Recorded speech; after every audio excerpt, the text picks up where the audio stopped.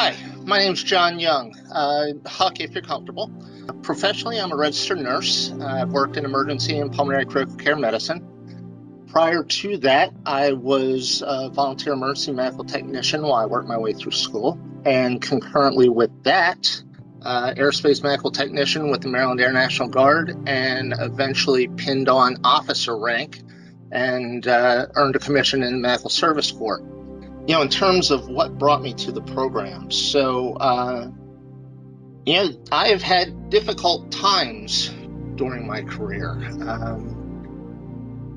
As a first responder, I ran an absolutely terrible call that involved other first responders. An emergency vehicle was struck on the response, and it was a mass casualty and all that kind of good stuff.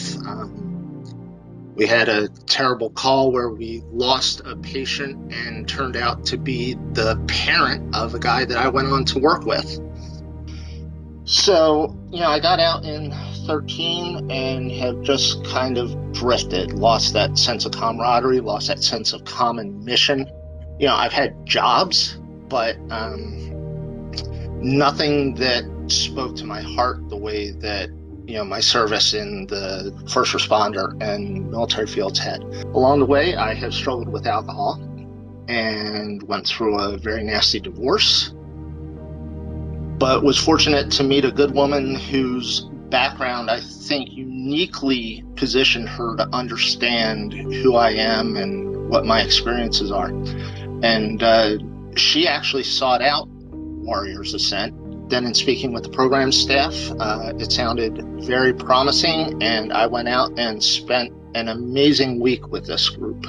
I made solid connections with peers during this Warriors Ascent cohort that I have failed to make in years of trying therapy and AA and Celebrate Recovery and other, therapeutic modalities.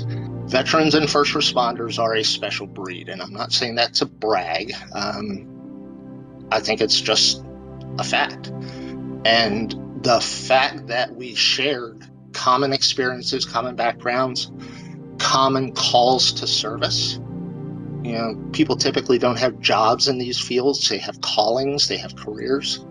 Allowed us to move very quickly into executing as a group. And, the reticence to talk fell away.